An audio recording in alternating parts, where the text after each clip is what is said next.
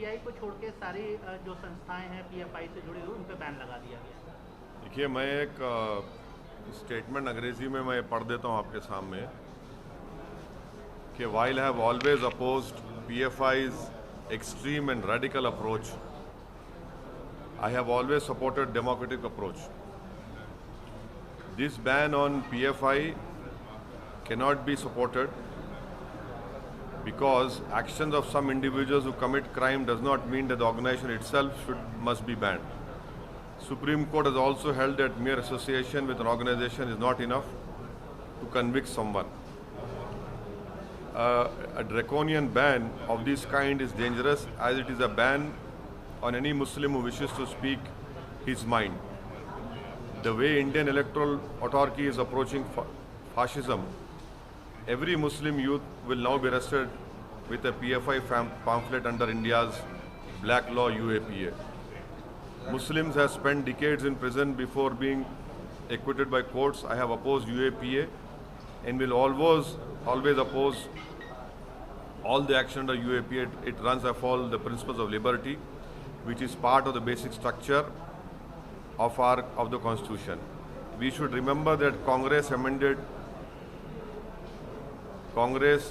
UAPA to make it stringent, and when BJP amended the law to make it even more draconian, and at that time the Congress supported it. This case will follow the timeline of Kapan, where any activist or journalist is randomly arrested and takes 2 years to even get bail. How come PFI is banned but organizations associated with convicts of Khaja Ajmeri bomb blast are not? Why has government not banned right-wing majoritarian organizations? This is my statement on this recent ban issue. Sir, mountain of evidence मिला है जिस प्रकार से union home ministry ने दो Reds किए हैं, तो जबरदस्त एविडेंस मिला है पीएफआई के खिलाफ। किस प्रकार से देश विरोधी गतिविधियां वो कर रहे थे, उसके चलते उनको बैन किया गया है। मेरा स्टेटमेंट जो मैं पढ़ा हूँ फिर से दोबारा पढ़ सकता हूँ आपके लिए हिंदी में। अरे लेकिन ये नहीं, आपके लिए मैं सिर्फ अपना स्टेटमेंट पढ़ूंगा। मैं अगर आप चाहें तो हिंदी में पढ़ दूं आपके लिए। आपके हिंदी में पढ़ना है तो पढ़ दो, तो हिंदी में आपके लिए सुन लीजिए ताकि हिंदी में आपको आसानी हो जाए। भाई साहब, ये भी पूरा करके आपके जैसे होमवर्क करके किया गया था।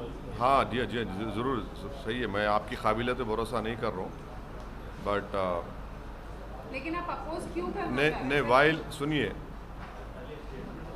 सुन लीजिए ना। मैंने हमेशा पीएफआई की जो ये रेडिकल एक्सट्रीम अप्रोच है उसका हमेशा मैं अपोज किया हूँ और करता रहूँगा, चाहे कोई रेडिकल एक्सट्रीम अप्रोच अडॉप्ट करेगा।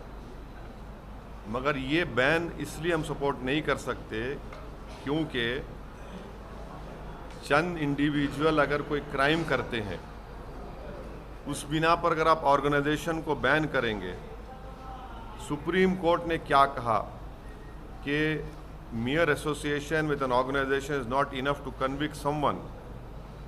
ये जो ड्रैकोनियन बैन जो लगाया गया है ये मुस्तकबिल के लिए एक डेंजरस चीज़ है, क्योंकि आप ये कहना चाहेंगे कोई भी मुसलमान अपनी दिल में जो बात है, जहन में बात है, वो ना करे। और जिस तरीक़े से हमारी इलेक्ट्रल जमहूरियत चल रही है वो फाशिज़म के करीब जा चुकी है।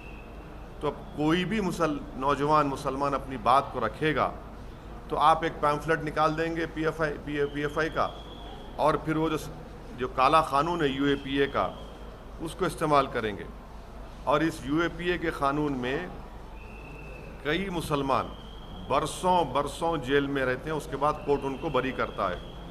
मैं हमेशा यूएपीए को अपोज किया हूँ और उसको अपोज करता रहूँगा, क्योंकि यूएपीए का क़ानून हमारे संविधान के प्रिंसिपल ऑफ लिबर्टी, जो हमारे संविधान के बेसिक स्ट्रक्चर का हिस्सा, उसके खिलाफ जाता है।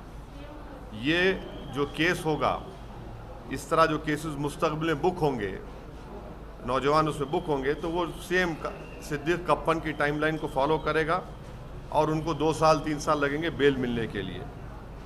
हमारा सरकार से पूछना ये है कि ख्वाजा अजमेरी रहमतुल्लाह अलैह की दरगाह पर जो बॉम्ब ब्लास्ट हुआ था, जिसमें मेरे कॉन्स्टिट्यूंसी का एक टोली चौकी हकीम पेट का रहने वाला उसकी मौत हुई थी, उसमें 2 लोगों को कन्विक्ट किया गया कोर्ट ने। वो कौन सी ऑर्गेनाइजेशन ताल्लुक उनका बताइए, कोर्ट का जजमेंट कह रहा है, और उस ऑर्गेनाइजेशन को तो आप बैन नहीं करेंगे। तो इसीलिए ये हमारा इस पर ये कहना है। अब मैं सवालात नहीं लूँगा, ये पार्टी का आप चाह रहे थे कि पार्टी का इसमें स्टैंड क्या है, ये आपके सामने में खुल के रखा हूँ। रेडिकलाइजेशन हो, एक्सट्रीमिज़म हो, हम उसका अपोज करते आए हैं। चाहे रेडिकलाइजेशन, एक्सट्रीम कोई भी करो, कोई ऑर्गेनाइजेशन करो, हम उसका अपोज करते आए हैं। मगर जब बैन कर रहे हैं तो इन चीज़ों को भी ध्यान में रखना चाहिए था। सर, कुछ पॉलिटिकल पार्टीज ने ये बोला है कि आरएसएस, पीएफआई आरएसएस के पैरेलल अपने आप को मानती थी कि आरएसएस की तरीके के संगठन आप राइट विंग जो रेडिकल ऑर्गेनाइजेशन की बात जो राइट विंग हो, मिडिल विंग हो, सेंटर विंग हो, कोई विंग हो, जो भी रेडिकलाइजेशन और एक्सट्रीमिज्म की तरफ किसी को लेकर जाता है उसको अपोज करने की ज़रूरत है। और अगर आप ये कह रहे हैं कि रेडिकलाइजेशन सिर्फ एक तरफ हो रहा है, नहीं, रेडिकलाइजेशन हर तरफ हो रहा है।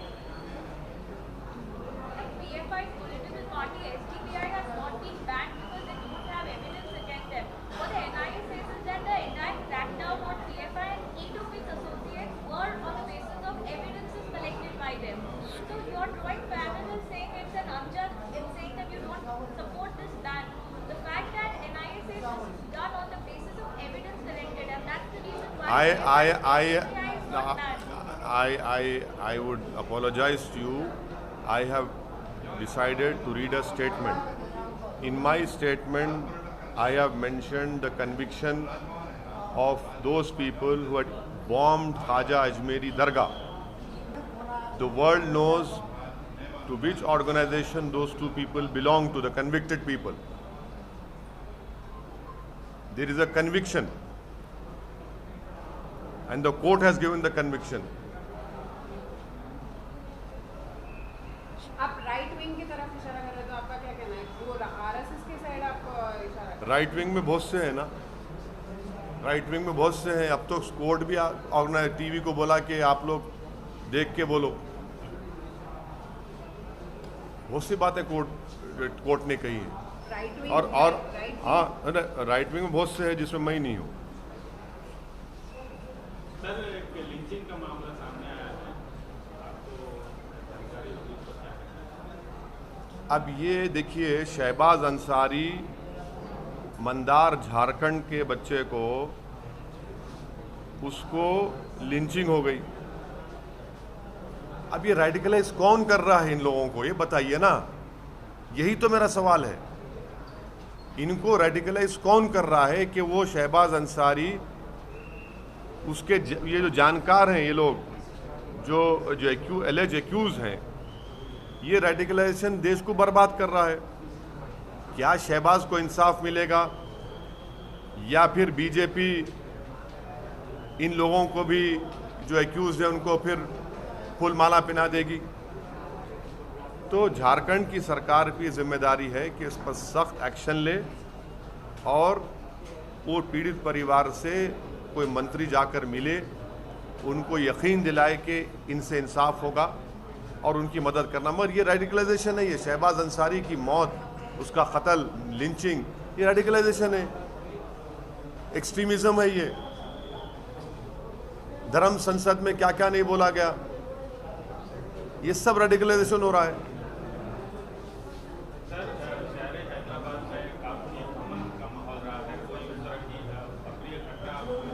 देखने को नहीं मिली है, लेकिन अभी 2 दिन पहले एक ऐसी घटना हुई कि दुर्गा माता के पंडाल में कुछ महिलाएं बुर्का पहने घुस गई। हाँ, तो आपको पुलिस आप तमाम ने हमारे एमएलएस का स्टेटमेंट आपने कैरी किया, मैं आपका शुक्रिया अदा करता हूँ। वो उसी वक्त गए, उसका कंडेम किए। उन लोगों को इंस्ट्रूमेंट थे हमारे एमएलए, वो जो गंदी हरकत किए, उनको अरेस्ट भी करवाए। पुलिस का स्टेटमेंट भी है, पुलिस को भी एक्शन लेना चाहिए, डीप जाना चाहिए कौन है। ठीक है सर, थैंक यू।